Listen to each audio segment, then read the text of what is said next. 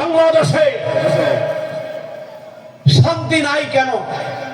এর বিভিন্ন দিক আমাদের শাইখ তুলে ধরেছেন। শান্তি কেন নাই,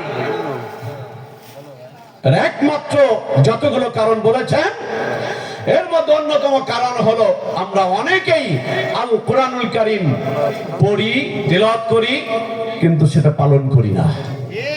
তেলাওয়াত করি, পালন করি না। দ্বিতীয়ত, আল্লাহ নবীর আদর্শের কথা আমরা বলি, অনেকেই সেটা নিজের বাস্তব জীবনে আমরা রূপ দিতে পারি না। আমার সোনা ভাইয়েরা, আলেম ওলামা যারা আছেন, শিক্ষিত মহল যারা আছেন, নিশ্চয় আমার কথায় একমত আপনারা হবেন। আমাদের মানিকগঞ্জের আল্লাহর কুতুব বলেছেন, শোনেন, বাংলাদেশে যদি আজও শান্তি ফিরে আনতে চান, আবার মক্তব চালু করেন। মক্তব চালু করেন মানে কিন্ডার গার্ডেন, শুধু কিন্ডার গার্ডেন করলে হবে না, এই কিন্ডার গার্ডেনের শুরুতে লাগাইতে হবে কোরআনিক কিন্ডার গার্ডেন। আজও যদি মুসলমান কোরআনের সঙ্গে যদি সম্পর্ক স্থাপন করতে পারে, কোরআনিক কিন্ডারগার্টেন চালু করে দেন, ওখানে পড়ানো হবে আলিফে আল্লাহ, মিমে মুহাম্মদ। যখন এই কথাগুলো পড়ানো হবে, প্রত্যেকটা পরিবার যখন কোরআনমুখী হবে, নবীর সুন্নাহমুখী হবে, প্রত্যেকটা পরিবারের মধ্যে যখন তখন জান্নাতি পরিবেশ তৈরি হয়ে যাবে। সুবহানাল্লাহ। আমার ভাইরা, এই জন্য আসেন, এই পৃথিবীতে দুদিনের দুনিয়ায় শান্তির জন্য কোথায় ঘুরছো, কার পিছনে ঘুরছো, কোন নেতার নেতৃত্বের মধ্যে আসছো, দেখো তোমার নেতার হাতে কোরআন আছে কিনা, তোমার নেতা বিশ্ব নবীর কথা বলে কিনা, তোমার নেতার কলবের মধ্যে আল্লাহর ভয় আছে কিনা, তোমার নেতার জবানের মধ্যে কোরআনুল কারীম তেলাওয়াত আছে কিনা। যদি এটা থাকে তাহলে বুঝে নাও তোমার নেতার নেতৃত্ব ঠিক আছে। আর যদি মুসলমান তুমি হিসাব করে দেখো, তোমার নেতার মধ্যে যদি ইত্তাকুল্লাহ হুব্বে রাসূল, আল্লাহর ভয়, নবীর ইত্তেবা যদি না থাকে, ওই নেতা দুনিয়ার নেতা হতে পারে, ওই নেতা কশিন কালেও তোমার আখিরাতমুখী হতে পারে না। ওই নেতা দুনিয়ার নেতৃত্ব তিনি দিতে পারবেন, যদি কোরআন না থাকে, ওই নেতার আদর্শের মধ্যে আসলে কশিন কালেও মুসলমান কোরআনের ধ্যান পাবে না। ঠিক কিনা বলুন? অতএব কোরআনের দিকে আসতে হবে। পৃথিবীর মালিক যেহেতু আল্লাহ, তাহলে বিধানটা আল্লাহ দিয়ে দিয়েছেন, আর কার নেতৃত্বের মধ্যে আসবো সেটাও আল্লাহ ঘোষণা করে দিয়েছেন। কুল ইন কুনতুম তুহিব্বুনাল্লাহ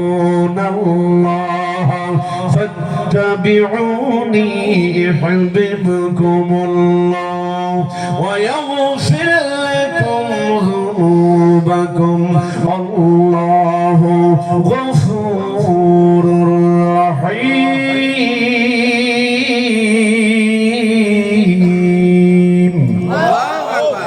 আয়াতের মধ্যে আমার চাইতে অনেক জ্ঞানী গুণীজন আপনারা এখানে আছেন, এটা আমি স্বীকার করি, বিশ্বাস করি।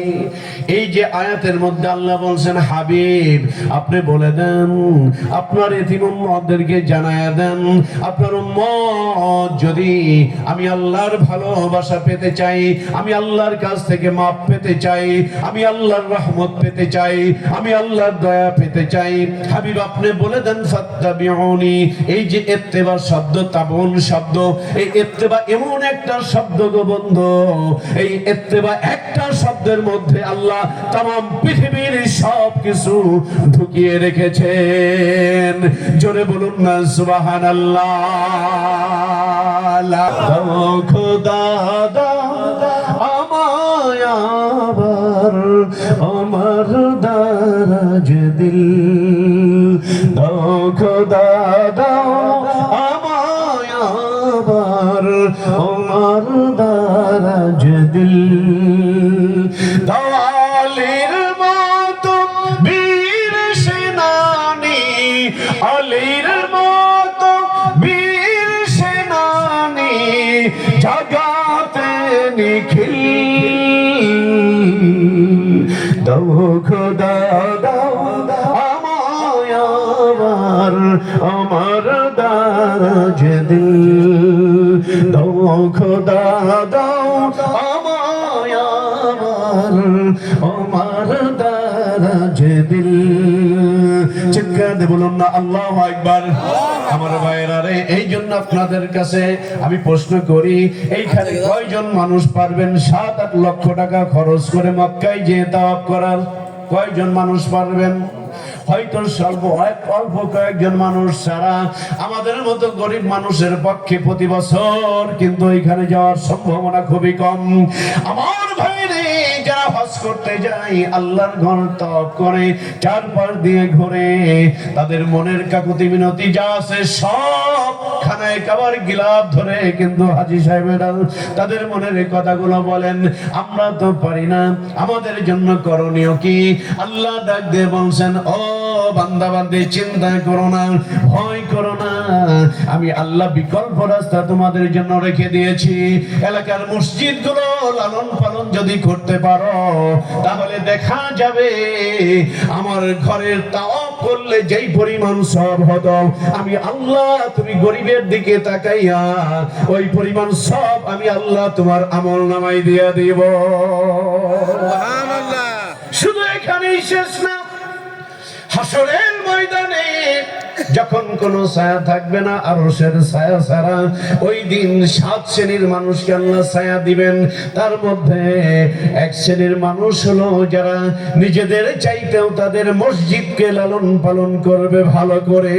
লালন পালন বলতে শুধু টাইলস করলাম, মসজিদে আসলাম না এতটুকুর মধ্যে সীমাবদ্ধ থাকা যাবে না।